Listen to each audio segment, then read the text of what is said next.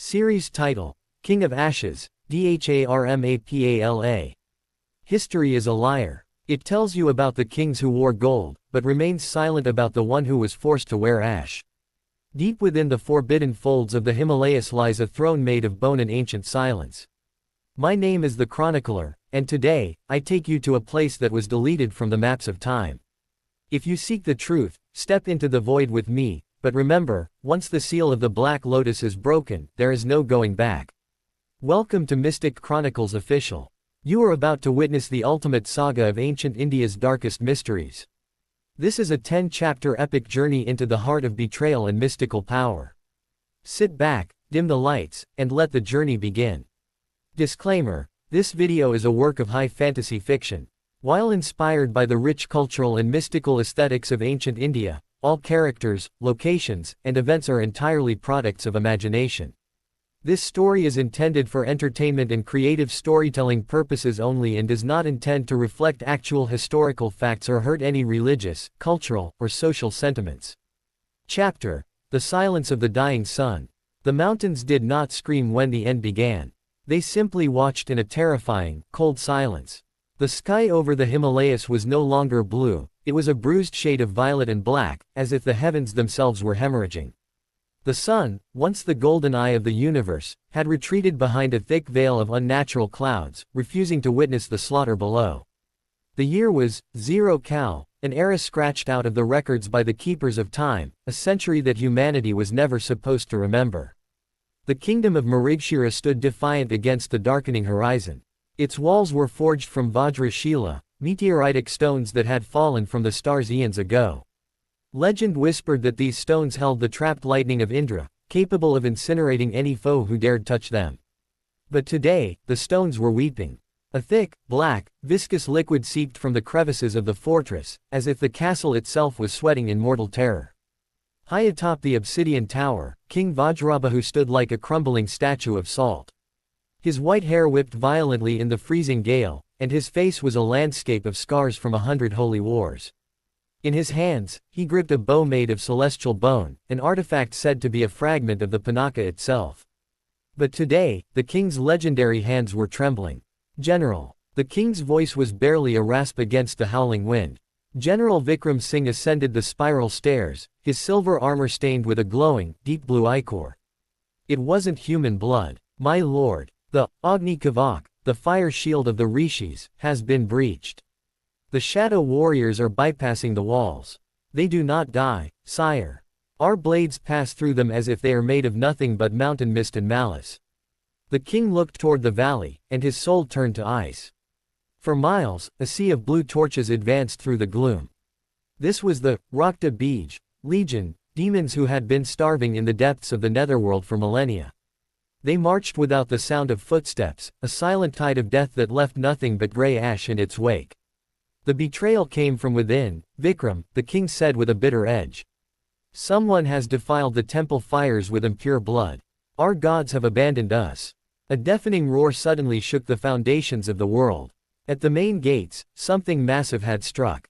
The Vajra-shila stones, which had stood for 3,000 years, began to crack like cheap glass. The king took a shuddering breath. He remembered the decision that had turned him from a father into a tyrant 7 years ago. He had ordered his only son, Prince Aryaman, to be entombed in the deepest lightless dungeon.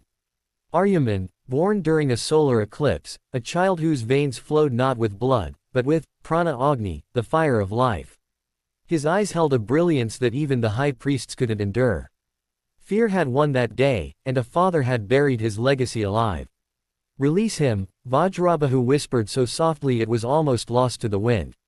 The general froze. "My lord. The prince. But the rishis warned us. If Aryaman's rage is unleashed, he will burn Marigshira to ashes along with the invaders. He is a cursed Dharmapala. When death stands at the gate, Vikram, the line between a curse and a blessing vanishes," the king said, drawing his sword with a finality that echoed through the tower. "Go. Break the 7 seals. Cut the golden threads that have bound my son's soul. Tell him his father has accepted his defeat." 300 feet below the palace floor, in a cell where the concept of time had died long ago, sat the prince. This was the cell of the damned. The The walls were etched with ancient mantras designed to suppress the immense heat radiating from the prisoner. The air was a stagnant cocktail of sulfur, dried sandalwood, and rusted iron. In the center of the darkness sat a silhouette. Aryaman. His body was coated in 7 years of dust and the fine white ash that drifted down from the crematoriums above. On his back, a tattoo of a black lotus pulsed with a rhythmic, violet light. He was bound by Mantra Sutra, shimmering golden threads of energy that etched into his skin, siphoning his power to keep the fortress lanterns lit. Suddenly, a raspy voice emerged from the corner. It was the Rajguru, the high priest, who had watched over Aryaman for 7 years. "Wake up, Prince," the Rajguru's voice sounded like a tomb opening. "The fire that was meant to burn the world is now the only thing that can save it." Aryaman opened his eyes. They were not brown. They were not black. They were the color of molten gold, swirling with a primal energy that made the temperature of the cell skyrocket. As he breathed, the moss on the damp walls instantly turned to smoke. 7 years, Aryaman's voice was a low, resonant growl. 7 years my father let me rot here because he saw his own death in my reflection. Does he seek the monster now, or is he just afraid of the dark? The army outside, Aryaman, the Rajguru leaned in, his eyes gleaming with a terrifying truth, is led by the Chaya Puresh, the shadow man. The same one who took your mother's life. He has come for the lotus on your back. If he takes it, the sun will never rise again. At the mention of his mother, Aryaman's prana exploded. The golden threads, forged by the gods to bind demons, snapped one by one with the sound of 1,000 glass bells shattering. The dungeon floor turned into liquid magma beneath his feet. Up on the battlefield, the end had arrived. A 40-foot-tall Asura, with the head of a bull and skin like cracked lava, had torn the main gates off their hinges. His blue fire gaze turned soldiers into dust instantly. The defense of Marigshira was over. But then, a shockwave of pure white heat erupted from the palace entrance, clearing the mist for a mile. Out of the smoke walked a man with no armor, no crown, and no fear. His body was covered in sacred white ash, his long hair flowing like a dark river behind him. In his hand, he carried a jagged, massive, and broken blade, the Kal Bhairav's tooth. Thousands of Asura warriors stopped in their tracks. The bull-headed giant roared and raised his obsidian mace. Aryaman did not speak. He did not issue a war cry. He simply took a single step, and the ground beneath him shattered into a crater. In a flash of golden light, he moved faster than the human eye could track. When he reappeared, he was standing on the shoulder of the 40-foot giant. He didn't use his sword, he simply placed his bare palm on the beast's forehead. Vinash, first gate, awakened. With a bone-chilling scream, the giant began to burn from the inside out. Golden flames erupted from its eyes, and in a heartbeat, the massive body collapsed into a pile of gray ash. Aryaman landed softly on the ground, his glowing eyes scanning the thousands of shadow warriors remaining. His face held no emotion, only a silence that promised total annihilation. "Who is next?" he asked. His voice echoed across the valley, silencing the wind itself. The legend of the Ash Warrior had officially begun. Chapter: The King's Shadow. The battlefield of Marigshira was no longer a place of war, it had become a sanctuary of silence. Aryaman stood amidst the remains of the bull-headed Asura, his skin, coated in white crematorium ash, now stained with the glowing blue ichor of his enemies. He looked down at his hands. For 7 years, they had been bound by divine threads. Now, they crackled with a primal electricity that made the very air around him hum with the scent of ozone. High above, on the royal balcony of the obsidian tower, King Vajrabahu watched his son. The distance between them was only a few hundred yards, but to the king, it felt like a gulf of several lifetimes. He wanted to shout, to apologize, to command, but his throat was a desert of dry regret. He realized that the man standing below was no longer the boy he had locked away to protect the realm. The prince was dead. In his place stood a Dharmapala, a cosmic executioner. The second wave is descending. General Vikram Singh's voice broke the king's trance. From the swirling, bruised clouds above, thousands of winged shadows began to drop. These were the sky rippers, creatures of the upper atmosphere that fed on the life breath of mortals. They dived like falling stars, their talons glowing with a sickly necrotic energy that turned the air cold. Aryaman didn't even look up. He drove the jagged hilt of Kal Bhairav's tooth deep into the cracked earth beneath him. Prithvi Chakra, the grinding earth. He muttered, his voice vibrating through the soil. The ground beneath the fortress didn't just shake, it roared in agony. Massive pillars of jagged stone erupted from the earth, rising hundreds of feet into the air like the teeth of a subterranean titan. The winged creatures, unable to change their suicidal trajectory, were smashed against the rising monoliths, erupting into bursts of dark, foul-smelling smoke. With a single, explosive leap that shattered the ground beneath him, Aryaman vanished from the battlefield. A second later, he landed on the royal balcony, right in front of his father. The impact of his landing sent a shockwave that cracked the ancient marble floor. The king's personal guards instinctively drew their swords, but Vajrabahu raised a shaking hand to stop them. "Stand down. You are in the presence of the true heir." Aryaman walked toward the king. Each step left a charred, smoking footprint on the expensive silk carpets. He stopped just inches away from the man who had entombed him. The heat radiating from Aryaman's body was so intense that the king's robes began to singe. "You look old, Emperor," Aryaman said. His voice was cold, stripped of any filial warmth, sounding like stone grinding against stone. "The weight of a crown is heavy, my son," Vajrabahu replied, his eyes searching for a glimpse of the child he once loved. "I did what I had to do. I feared the fire in you would burn the world. You feared for your throne, not the world," Aryaman countered, his golden eyes glowing with an inner sun. "And look where your fear has brought us. The walls are crumbling, your soldiers are dust, and your gods have turned their backs on you." Before the king could respond, a cold, mocking laughter echoed through the corridors. It didn't come from a throat, it came from the shadows themselves. The torches in the hallway flickered and died. A thick, suffocating mist began to crawl up the palace walls, smelling of wet earth and ancient rot. Out of the darkness stepped a figure draped in robes of shifting smoke. He wore a mask carved from the skull of a black dragon, and in his hand was a staff topped with a pulsing violet gem. This was the Shadowed General, Kalnami. "What a touching family reunion," Kalnami hissed, his voice sounding like 1,000 serpents crawling over dry leaves. "The king who betrayed his blood, and the prince who became a ghost. It's almost a shame I have to kill you both before the sun sets." Aryaman shifted his stance, his fingers tightening around the hilt of his broken blade. "Kalnami, I remember the scent of your rot from the night my mother died. You were the shadow in the corner of her room. And I remember the way she screamed your name," Kalnami replied, tapping his staff on the floor. A ripple of darkness spread from the point of contact. "She died protecting the secret that is now etched onto your back, little Dharmapala. The Black Lotus is a key to a door you are not meant to open. Give it to me, and I might let this pathetic fortress stand for another hour." "Come and take it," Aryaman challenged, his prana agni flaring into a white-hot aura. The Shadowed General didn't move. Instead, he pointed his staff at the king. A beam of concentrated darkness, void energy, shot forward.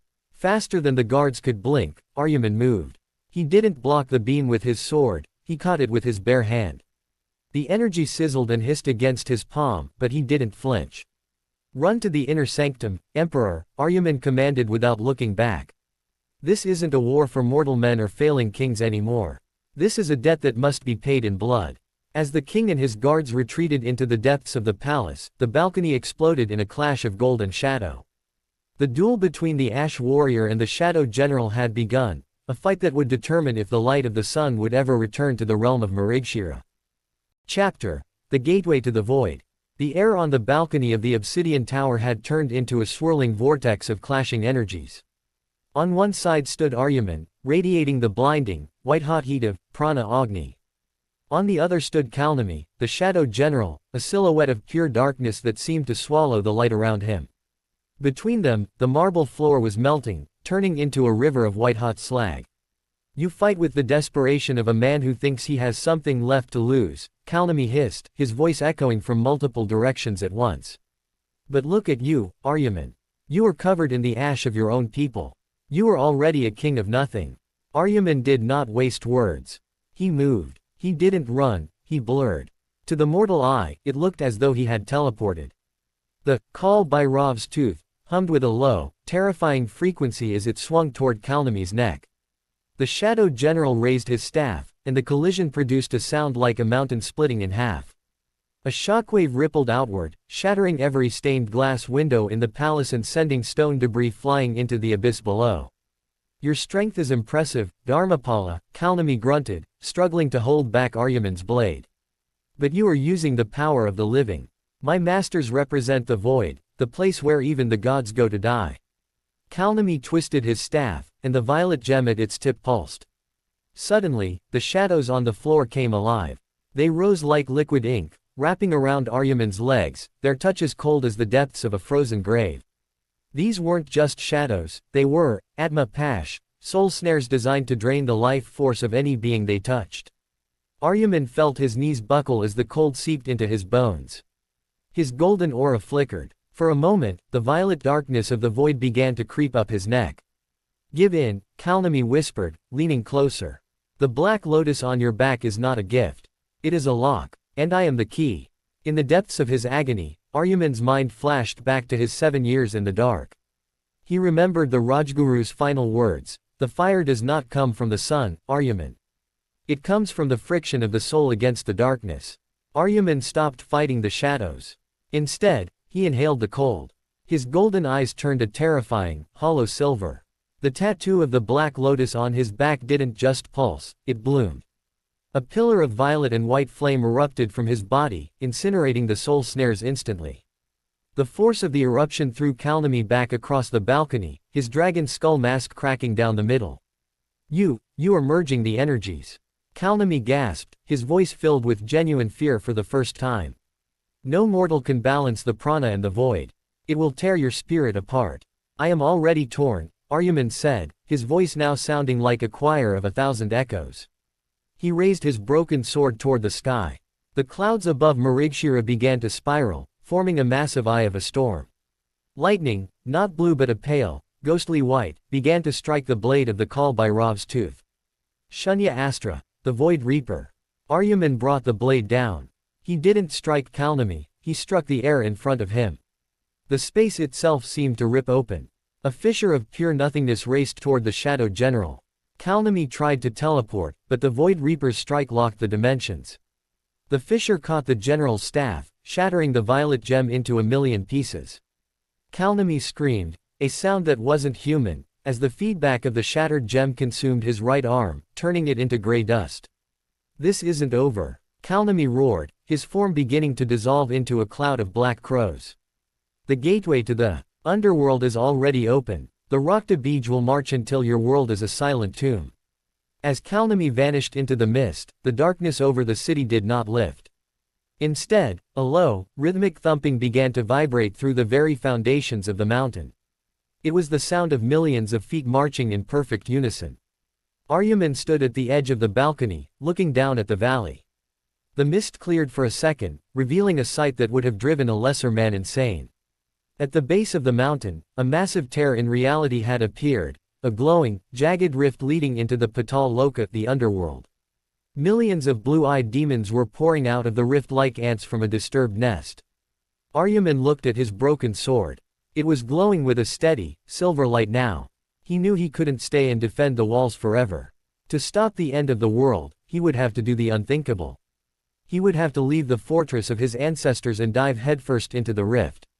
He would have to carry his fire into the heart of the darkness itself. General Vikram, Aryaman called out, his voice reaching the inner sanctum. The general appeared at the door, looking at the destruction with wide eyes. Seal the palace. Give the king the Soma Drishti to keep him alive, Aryaman commanded. I am going to the source. If I do not return by the third moon, burn everything. Leave nothing for them to feast upon. Without waiting for a reply, Aryaman stepped off the balcony. He didn't fall, he soared like a comet of ash and fire, diving straight toward the jagged rift in the valley below. The Ash Warrior was no longer defending a kingdom. He was invading hell. The descent into Patal. Falling is not the same as flying, but for Aryaman, the sensation was one of pure liberation. As he plummeted toward the jagged rift in the valley, the air transformed. The freezing mountain winds of Marigshira were replaced by a thick, sulfurous heat that tasted of ancient copper and forgotten prayers. He didn't hit the ground.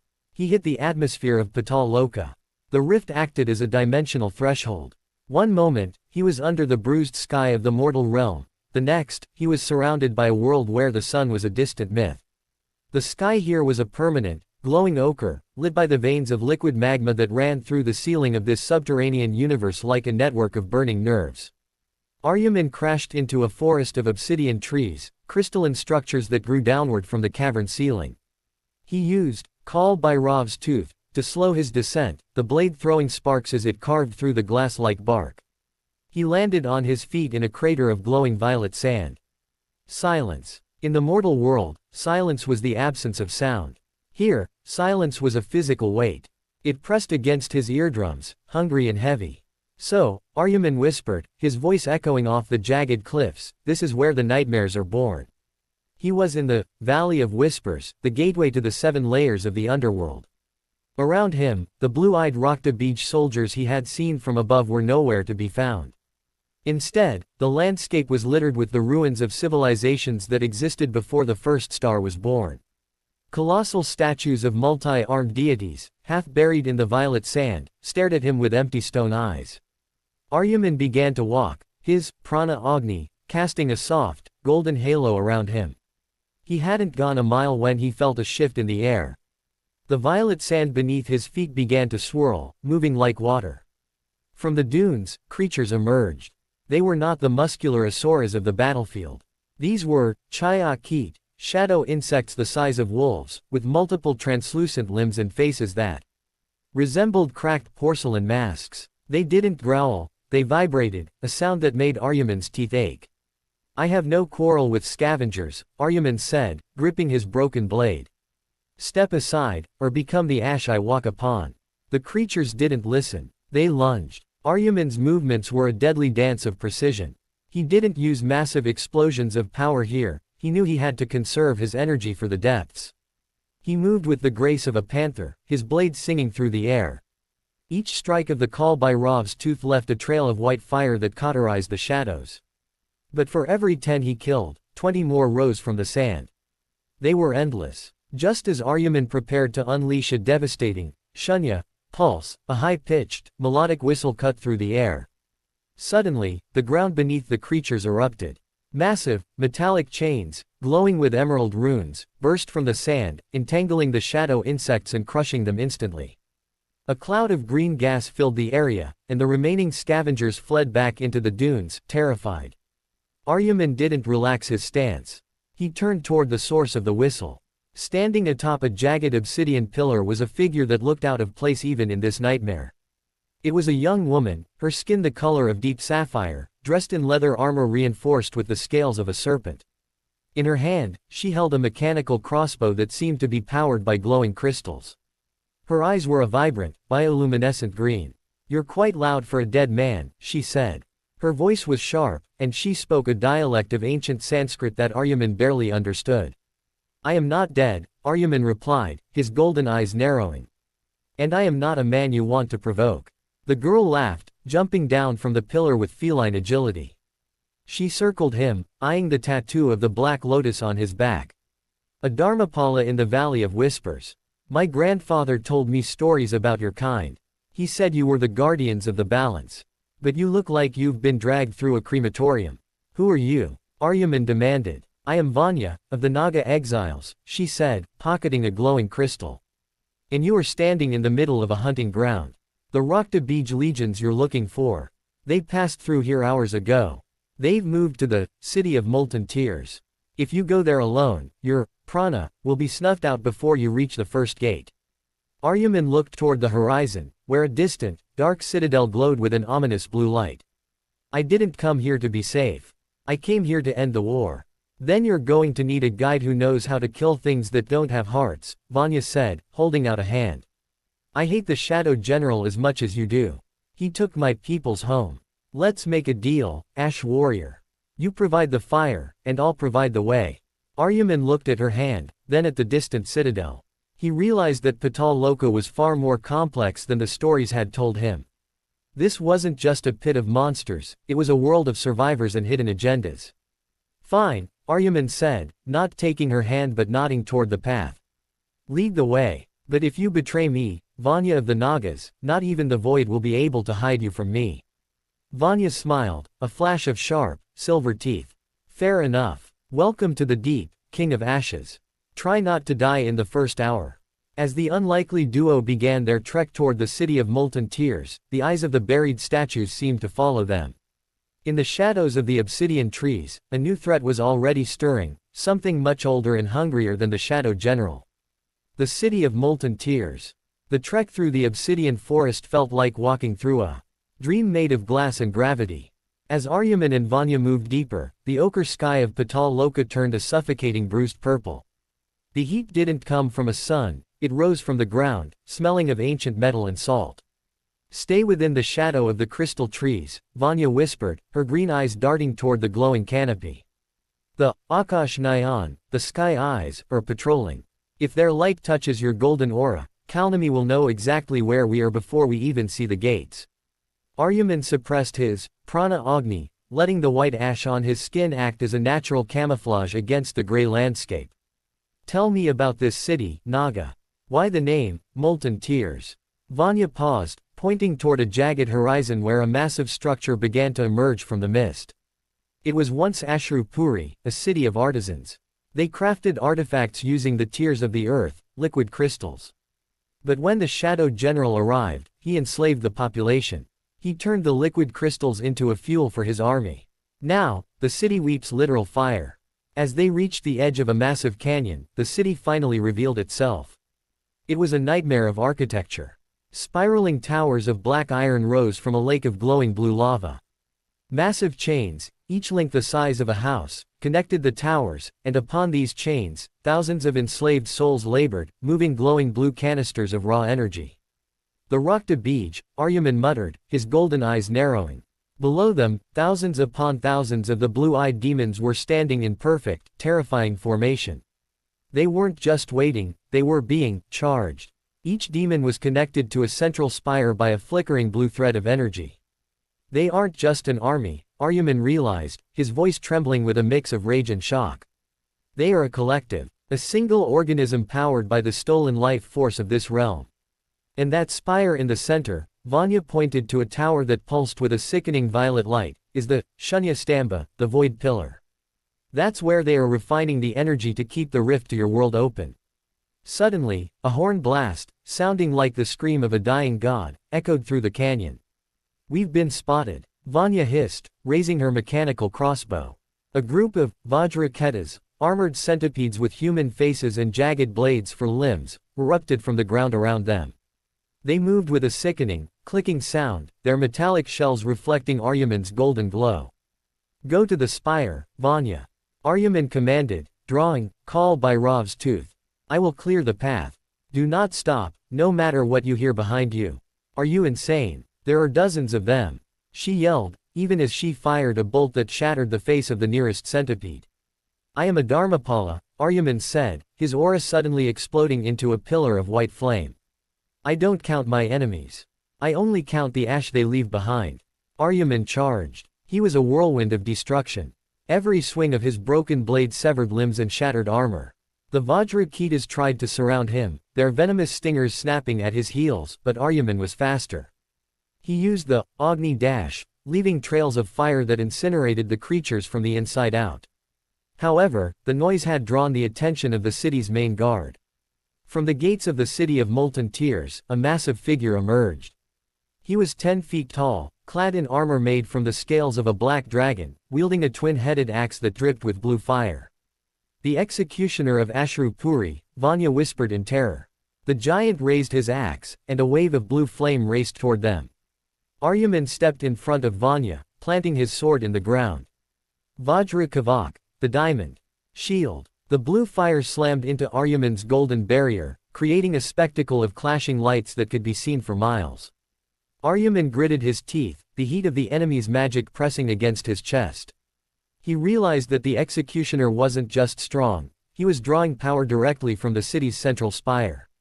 Vanya, now! Aryaman roared. Vanya didn't hesitate. She threw a smoke crystal at the ground and vanished into the rocky crevices, heading toward the back entrance of the city. Aryaman looked at the giant executioner, who was slowly walking toward him, his heavy boots shaking the ground.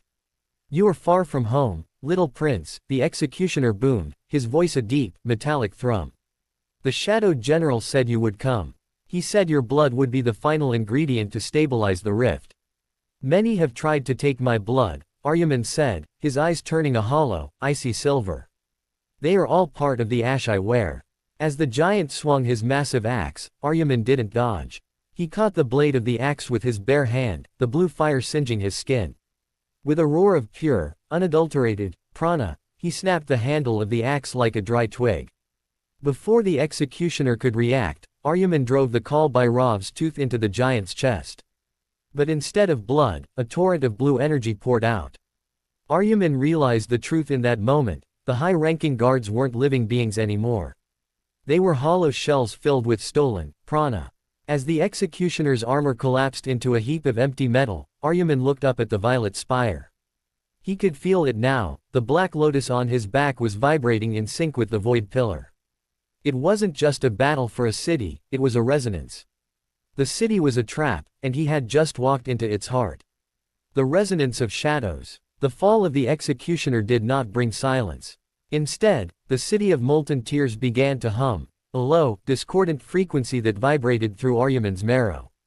He stood before the massive gates of the void pillar, the air around him shimmering with distorted heat. The resonance, Aryaman whispered, clutching his chest. The Black Lotus on his back was no longer just pulsing, it was burning. It felt as though 1,000 needles were stitching themselves into his soul. Every time the central spire atop the tower flashed with violet light, Aryaman's vision blurred.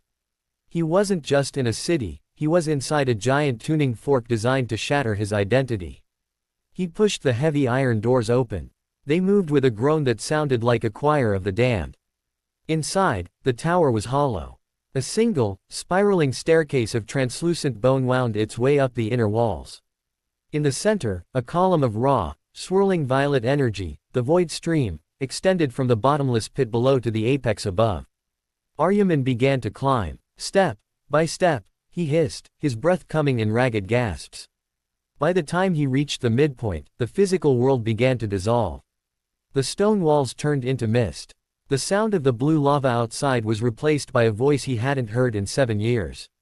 Aryaman, look at what you've become. Aryaman froze. He turned to see a woman standing on the stairs.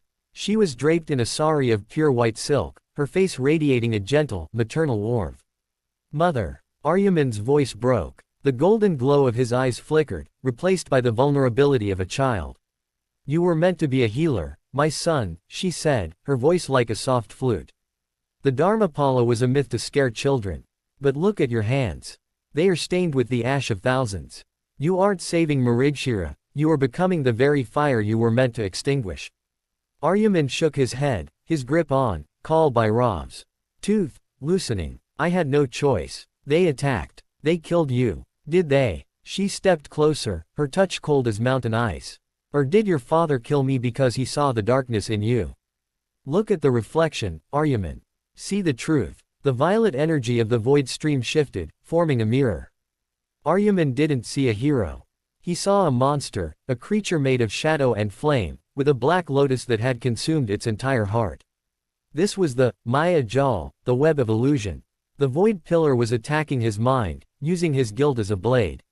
You are a king of ashes, the image of his mother whispered, her face beginning to distort, her eyes turning into empty black pits. Join us in the silence. Let the fire go out. Aryaman felt the prana agni within him fading. The white ash on his skin began to turn gray, then black. He felt the weight of the 7 years in the dungeon pulling him down, into the abyss. If you seek the truth, look into the center of the flame. The Rajguru's voice. We have reached the midpoint of our journey into the dark heart of Patal-Loka. The Ash Warrior has faced his first trials, but the true test of the Dharmapala is yet to come. If you are captivated by this saga, take a moment to hit the like button and share your theories in the comments below. Who is the true traitor in the palace of Marigshira? Stay with us. This is Mystic Chronicles Official, and the second half of King of Ashes begins, right now. Chapter: The Blood Pact. The air at the peak of the void pillar was no longer gas, it was a pressurized field of raw, violet malice. Aryaman stood between two deaths, the glowing seed of the Asura army that threatened to consume his world, and the scrying pool showing Vanya, his only ally in this hellish realm, about to be executed. Kalnami hovered like a vulture, his crown of thorns weeping dark ichor. Decide, King of Ashes. Every second you hesitate, the void siphons more of her soul. Do you choose the life of one girl, or the duty of a Dharmapala? Either way, you lose your humanity. Aryaman looked at the seed. It pulsed like a heartbeat, rhythmically drawing energy from the lake of molten tears below. He then looked at his broken blade, the call by Rav's tooth. He realized that Kalnami had built a perfect trap, a logic puzzle of blood. You speak of choices as if you understand them, Kalnami, Aryaman said, his voice dropping into a low, terrifying resonance. But you forgot one thing. A Dharmapala doesn't follow the rules of the living or the dead. We dictate them. Instead of attacking Kalnami or the seed, Aryaman did something insane. He turned the jagged point of his own broken sword toward his chest. What are you doing? Kalnami's smug expression faltered. Aryaman drove the blade into the center of the Black Lotus tattoo on his back. A scream of pure, celestial agony ripped through the tower. But it wasn't a scream of death, it was a scream of awakening. Aryaman wasn't killing himself, he was using his own body as a bridge. Rocked abundant, the blood circuit. By wounding the Black Lotus, Aryaman created a vacuum. He began to suck the violet energy of the void stream into his own veins. His skin began to crack, glowing with an unstable mix of golden, prana, and violet, void. The scrying pool shattered as the energy in the room was redirected. Down in the vents, the shadow guards surrounding Vanya were suddenly vaporized as the power siphoned away from them. You fool! Kalnami shrieked, landing on the floor. You cannot contain the seed's resonance. You will become a living bomb. You will erase yourself from existence. Then we shall burn together, Aryaman roared. His eyes were no longer gold or silver, they were a terrifying white void. He reached out and grabbed the glowing seed with his bare, bleeding hand. The energy feedback was so immense that the skin on his arm began to turn into translucent crystal. Through the connection, Aryaman's mind touched the seed's core. He didn't see a machine, he saw the trapped souls of thousands of Naga warriors, including Vanya's ancestors, their life force being used as a battery.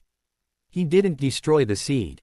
He reprogrammed it. He poured his prana agni, his life fire, into the seed, mixing it with the hijacked void energy. The blue glow of the Rakta Bij army outside suddenly turned a fierce, burning orange. The collective consciousness of the legion was being overridden by Aryaman's will. Kalnami lunged at Aryaman, his staff glowing with a desperate, killing light. But Aryaman didn't even move. A wave of force exploded from his body, sending the shadowed general crashing through the stone wall of the spire, falling hundreds of feet toward the blue lava below. Vanya. Now! Aryaman's voice boomed through the entire city. In the lower levels, Vanya felt the shift.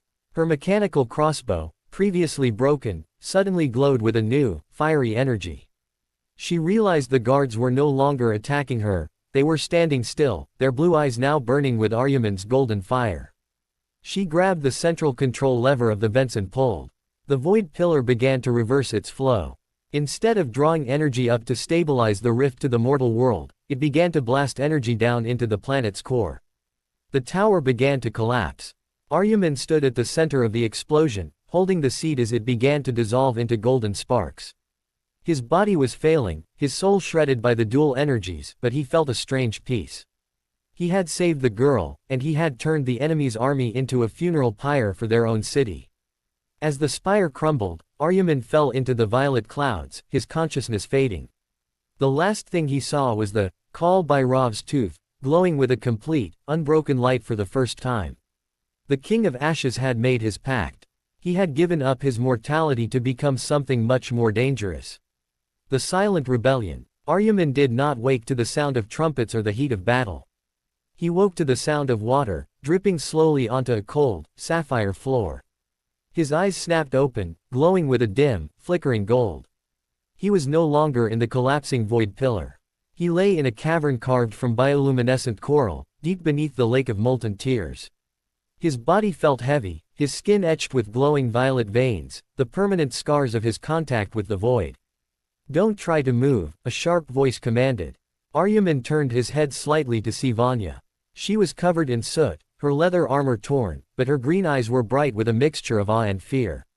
Behind her stood dozens of Naga warriors, their sapphire skin shimmering in the dim light, holding spears tipped with glowing crystals. "Where am I?" Aryaman's voice was a dry rasp. "The sunless sanctuary," Vanya replied, handing him a bowl of glowing nectar. "My people's last refuge. You've been unconscious for 3 cycles." The explosion at the spire, it changed everything, Aryaman. Aryaman sat up, his muscles screaming in protest. He looked at his right arm. It was no longer just flesh, it was translucent, pulsing with an inner light. He looked for his blade. Kal Bhairav's tooth lay beside him, no longer jagged or broken, but shimmering with a unified, silver edge. "The army," Aryaman whispered, memory flooding back. "The Rakta Bij. I felt them." Vanya stepped aside, gesturing toward the mouth of the cavern. Aryaman stood, leaning on his sword for support, and walked to the edge. Below the sanctuary, in a massive subterranean plain, stood the army. Thousands of the blue-eyed demons were still there, but they were no longer blue. Their eyes now burned with the steady, loyal gold of Aryaman's own, prana. They stood in absolute silence, rows upon rows of hollow shells, waiting for a command. "You didn't just stop them," Vanya said, her voice trembling. "You hijacked their souls. They don't eat, they don't sleep, and they don't move unless you breathe." The Naga elders call them the Suvarn Sena, the Golden Legion. "They are not a legion," Aryaman said, his gaze fixed on the golden sea of warriors. "They are a debt, a reminder of what I had to sacrifice." "Kalnami survived," Vanya interrupted, her face darkening. "He fled to the Shaya stall, the wasting grounds. He is ritualizing the last of the stolen souls to open a permanent bridge to the mortal world. He knows you're coming, Aryaman. He's no longer trying to capture the Black Lotus. He's trying to burn both worlds down out of spite." Aryaman felt a cold resonance in his chest. The Black Lotus was silent now, as if waiting for the final spark. He realized that the Golden Legion was his greatest weapon, but also his greatest burden. Every time he commanded them, he would be spending a piece of his own life force. The Naga elders stepped forward, ancient beings with 4 arms and eyes that held the wisdom of the deep. Their leader, a Naga with scales like polished onyx, bowed low. "King of Ashes," the elder spoke in a voice like shifting gravel. "The prophecy did not mention a Dharmapala who would lead the dead. But the path to the wasting grounds is blocked by the Bhairav Dwar, the gate of the dreadful. It only opens for a king who is willing to spill his own blood on the stone." Aryaman looked at his translucent arm. He was no longer a prince of Marigshira. He was no longer just a warrior. He was the bridge between the light and the void. "I have already spilled my blood," Aryaman said, raising the Kal Bhairav's tooth. The blade hummed in response, a sound that made every golden warrior in the plain below bow their heads simultaneously. "Vanya, gather your hunters," Aryaman commanded. "We march at the next cycle. We are not just going to stop Kalnami. We are going to erase the very concept of the Shadow Realm." As the Golden Legion began to march, their footsteps producing a rhythmic thrum that shook the cavern, Aryaman felt a shift in the atmosphere. The wasting grounds were calling. The final confrontation was no longer a distant threat, it was a destiny written in ash. The wasting grounds. The march of the Golden Legion was unlike any army Patal-Loka had ever seen. There were no drums, no cheers, and no clashing of armor. Only the rhythmic, haunting thrum of thousands of boots hitting the violet sand in perfect unison, a sound that echoed like the heartbeat of the planet itself. Aryaman rode at the front, his translucent arm glowing like a beacon in the perpetual twilight. Beside him, Vanya and her Naga hunters moved like sapphire ghosts, their mechanical weapons humming with repurposed prana. "The air is changing," Vanya whispered, her green eyes scanning the horizon. "It smells like nothing. Not even rot. Just an empty, hungry void." They had reached the edge of the Shaya stall, the wasting grounds. It was a desolate plain where the laws of physics seemed to fray. Stones floated in midair, and the sky above was a swirling vortex of gray mist, siphoning the light out of everything it touched.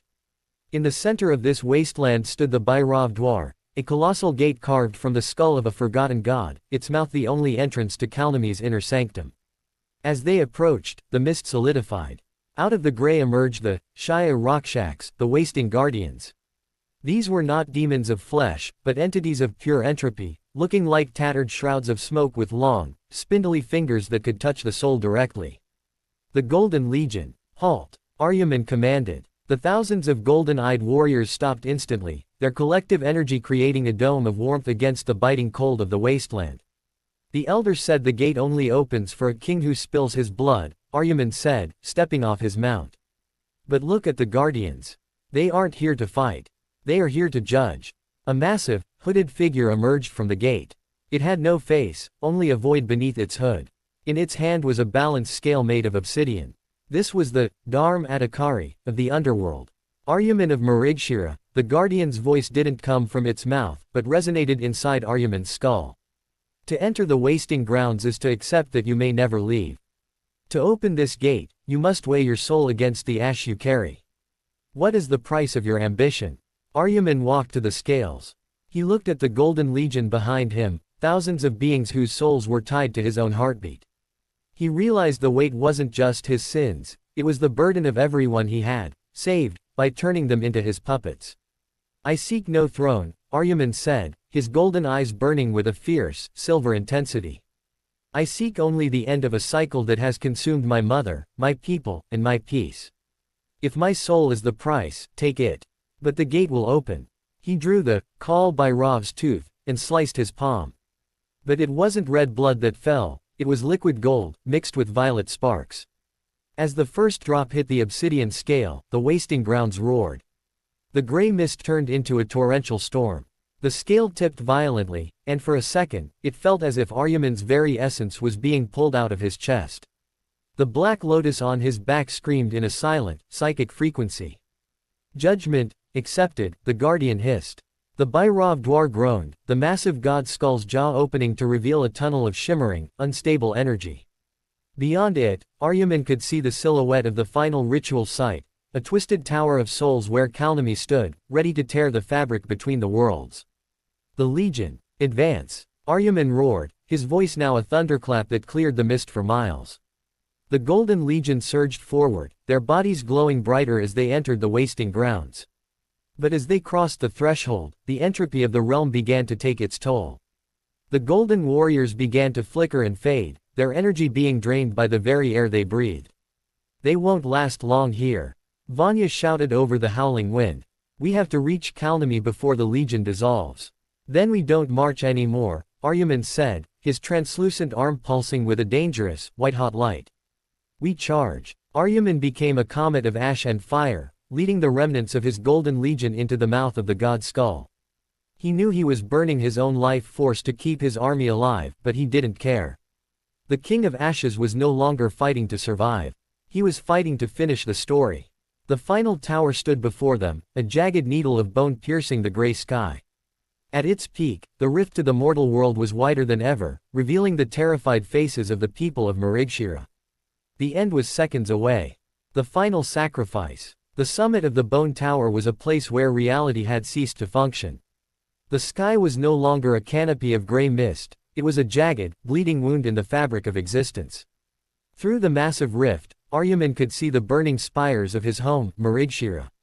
He could see the terror in the eyes of his people, unaware that their fate was being decided in the bowels of the underworld. In the center of the ritual platform stood Kalnami.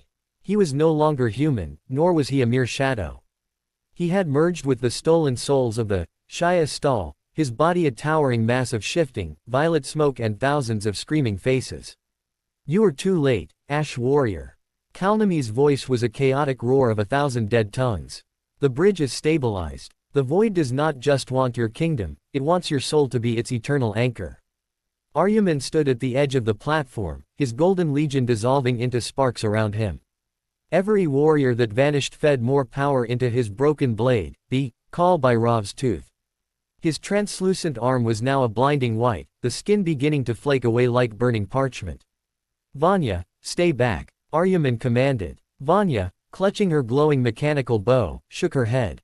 I didn't come this far to watch you die alone, King of Ashes. You aren't watching me die, Aryaman said, his golden eyes turning into twin suns. You are watching me become what I was born to be. Aryaman charged. The clash was not a battle of steel, it was a collision of cosmic forces. Every time Aryaman's silver blade struck Kalnami's shadow form, the rift above trembled. Kalnami lashed out with tendrils of void fire, tearing into Aryaman's flesh, but the Prince of Marigshira did not feel the pain. He was fueled by 7 years of silence and a lifetime of betrayal. "Why do you fight for a father who hated you?" Kalnami hissed, pinning Aryaman down with a massive shadow claw. "Why protect a world that called you a monster?" Aryaman gritted his teeth, the Black Lotus on his back glowing so bright it began to burn through his skin. "I don't fight for the king. I don't fight for the world. I fight for the ash, because even in the ash, there is the memory of the fire." At that moment, the secret of the Black Lotus finally revealed itself. It wasn't a curse. It wasn't a weapon. It was a seal of absorption. Aryaman realized that to close the rift, he didn't need to destroy the darkness, he had to consume it. "Vanya. The Agni Sutra. Aim for my heart," Aryaman roared. Vanya's eyes widened in horror.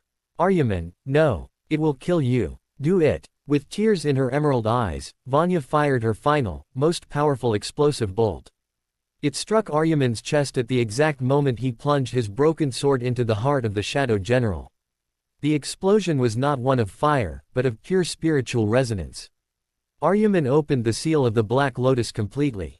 A massive gravitational pull erupted from his body. The violet smoke of Kalnami, the screaming souls of the tower, and the very energy of the rift began to be sucked into the tattoo on Aryaman's back. Kalnami shrieked as he was pulled apart, his essence being devoured by the very prince he tried to corrupt. "No. This is impossible. You cannot contain the void. I am the void." Aryaman's voice boomed, sounding like the gods of old. The rift began to shrink. The sky over Marigshira cleared as the blue fire was pulled back into the underworld. The bone tower began to disintegrate into fine dust. In a final, blinding flash of white and gold, the connection was severed. When the light faded, the tower was gone. The rift was closed. The wasting grounds were silent. Vanya crawled toward the center of the ruins. There, she found Aryaman.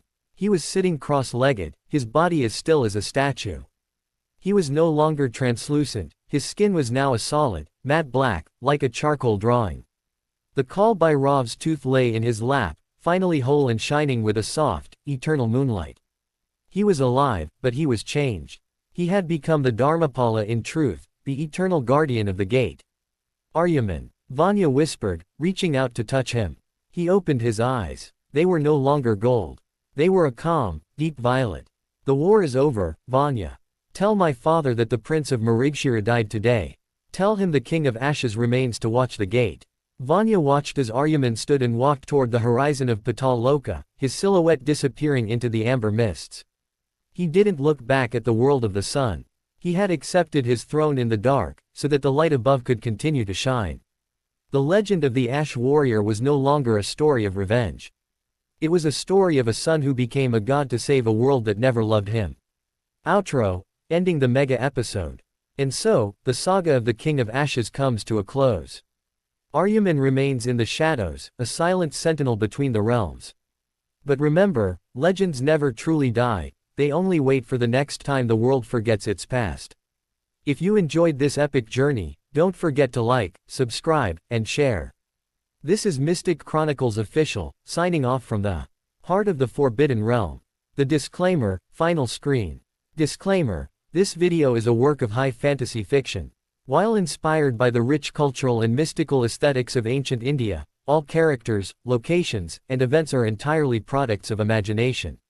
This story is intended for entertainment and creative storytelling purposes only and does not intend to reflect actual historical facts or hurt any religious, cultural, or social sentiments.